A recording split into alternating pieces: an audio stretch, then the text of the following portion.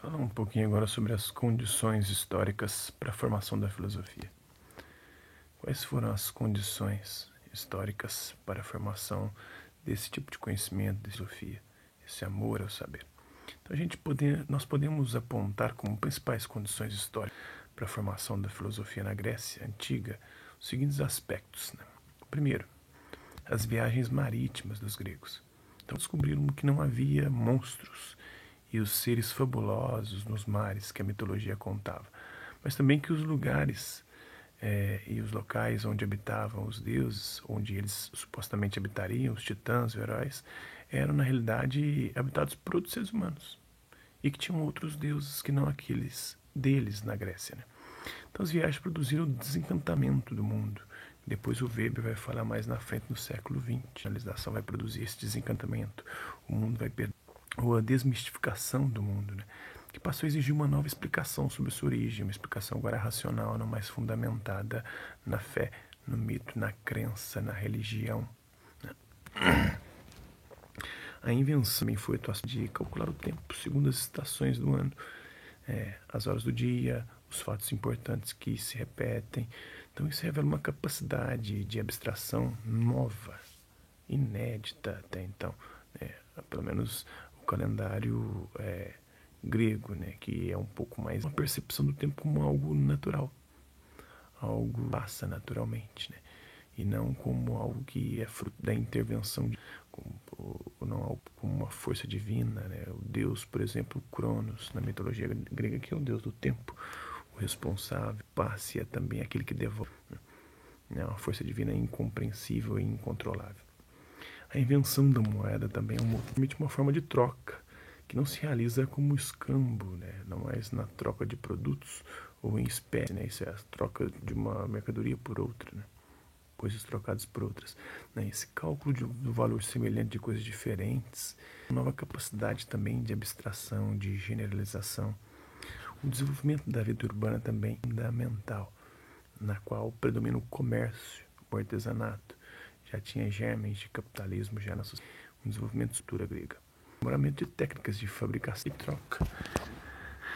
e de troca, né? E a diminuição também do prestígio da aristocracia, dos proprietários de terra, né? Por quem e para quem os mitos eles funcionam mais em sociedades que não estão tão vinculadas com a cidade, com a vida do dia.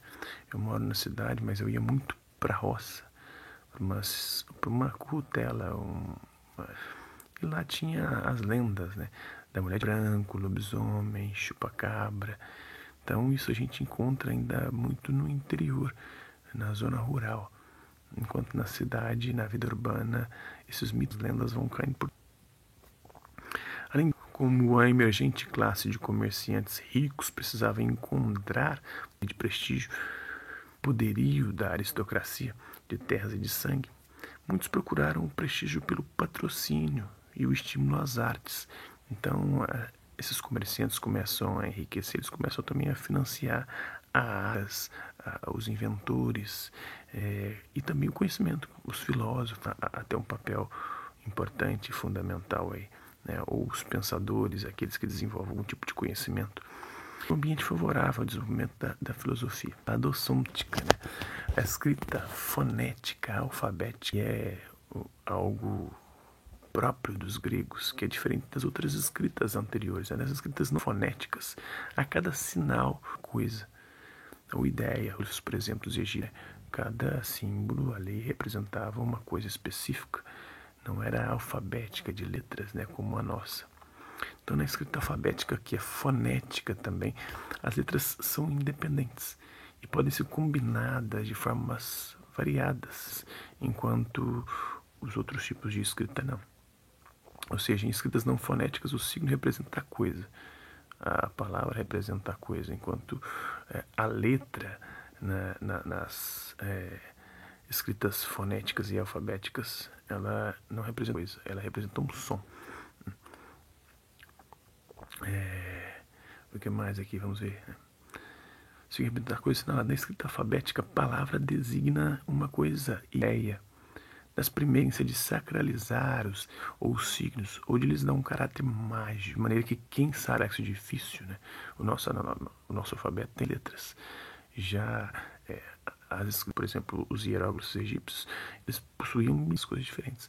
Então, para você ser um sujeito letrado, isso despendia anos e anos de estudo.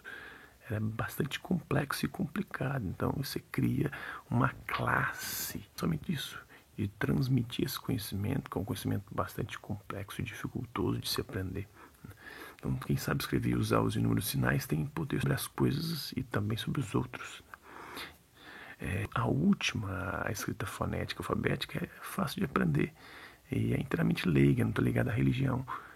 Então, a escrita alfabética tem esse caráter também, ela consegue se disseminar de forma mais fácil e, portanto, ela independe de qualquer ligação com a religião.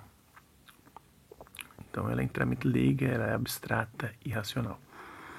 Então, a adoção da escrita alfabética, que como a do calendário e da moeda, revela o crescimento da capacidade de abstração e de generalização.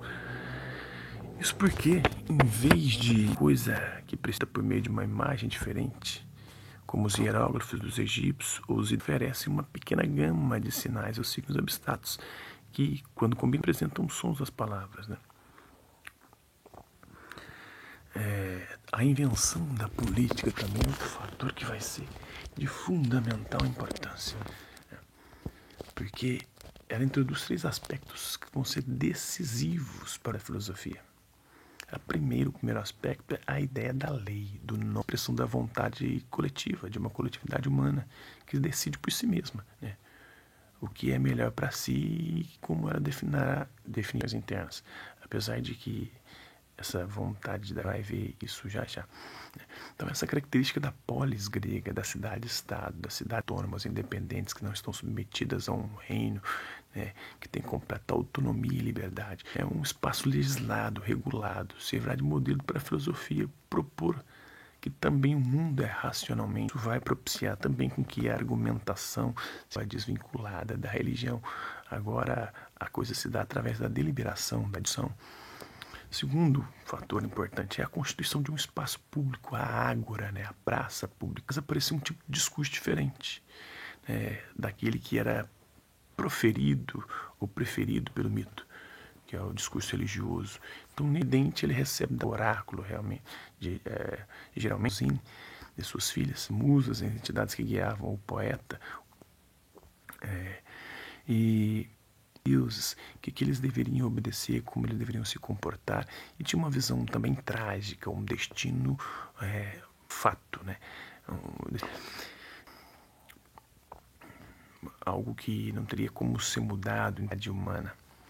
Agora, com a polis, isto é, com a cidade política, a palavra constitui-se como um direito de cada cidadão.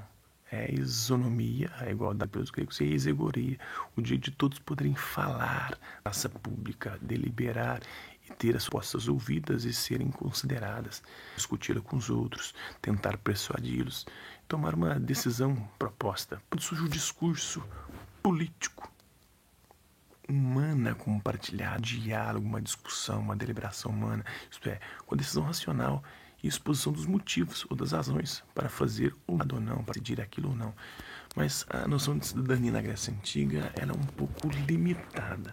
Se a gente for analisar cidadania em Atenas, especificamente, que foi a cidade que criou a democracia, o governo do povo, poder, e demos, uma das traduções é povo.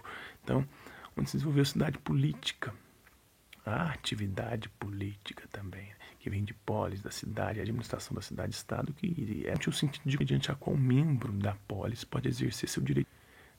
No entanto, a gente deve destacar, dele estavam excluídos aqueles que eram ou inferiores, como as mulheres, os escravos, as crianças, os idosos.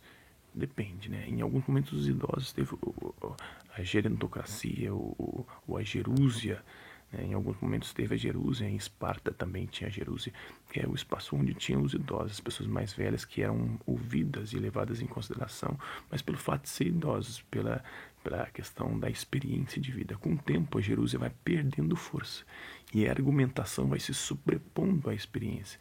Então agora eles vão colocando não a sua experiência de vida como fundamental, mas a sua capacidade de argumentar e convencer e persuadir os outros. E é aí que os sofistas vão surgir, depois Sócrates, Platão, Aristóteles. E toda essa galera aí estava excluída. Estima-se que menos de 10% da população ateniense tinha acesso à vida democrática, ou seja, era cidadão, participava da cidadania, né, tinha direitos na polis. Também estavam excluídos aí os estrangeiros, os metecos também estavam fora. Portanto, é preciso fazer essa ressalva aí, né, que só uma minoria esmagadora da população de Atenas, de fato, participava da vida política da cidade. Então, com a política, valorizou-se, né, o pensamento racional, criando condições para que surgisse o discurso, a palavra filosófica. E outra coisa que é muito importante é a noção de discussão pública das opiniões e ideias. As ideias e opiniões são colocadas ao crivo para serem admitidas ou não, para serem levadas em consideração. Então a política ela estimula um pensamento, um discurso público que pode ser ensinado, inclusive vai ser isso que os sofistas vão fazer, o ensino da oratória, a arte de falar bem, é possível convencer qualquer um de qualquer coisa, basta você saber usar as palavras certas, né? Então, aí eles vão começar, né, discutido, né, e não formulados por seitas de iniciados em mistérios sagrados, onde só podiam entrar escolhidos, né? Agora qualquer um pode participar, desde que seja nascido na cidade, homem, e acima, aí alguns divergem, dizem uns que depois dos 21, outros dizem que depois dos 25 anos, que o sujeito poderia participar das deliberações públicas na Ágora, né? Então a ideia de um pensamento que todos podem compreender, discutir e transmitir é fundamental para a filosofia. Sem isso, a filosofia não teria chegado ao ponto que chegou na Grécia Antiga ou não teria se desenvolvido. Então são esses os componentes que vão dar à filosofia a oportunidade de surgir entre os gregos, e isso não ocorreu em nenhum outro lugar do mundo. Por isso dizem que a filosofia é um milagre grego. Não um milagre porque surgiu do nada lá, mas porque ela juntou todas as condições históricas propícias para o desenvolvimento dessa atividade, esse modo de pensar questionador, crítico, e que coloca em xeque tudo o passado, toda a religião, toda a visão religiosa. Então a racionalidade na Grécia Antiga se manifestava também na arquitetura e no planejamento urbano. A cidade de Atenas era totalmente planejada, né? A linearidade e a simetria são critérios para a organização do espaço urbano. Então, todos esses são fatores aí de fundamental importância. As viagens marítimas, a invenção do calendário, da moeda, o desenvolvimento da vida urbana, a criação das polis, né? O desenvolvimento das polis, da agro, da praça pública, a adoção da escrita alfabética, né? E o desenvolvimento da política que dá isso, né? A ideia de lei como expressão da vontade coletiva, no espaço público da Ágora, mais uma vez, a Ágora que vai ser o espaço fundamental da discussão, e a noção de discussão pública, de colocar a sua opinião, as suas ideias sobre o crivo do outro, dos outros, para que os outros possam deliberar diante dela ou não, concordar ou não, e aí você tem o poder de persuadir ou não. Então, é isso.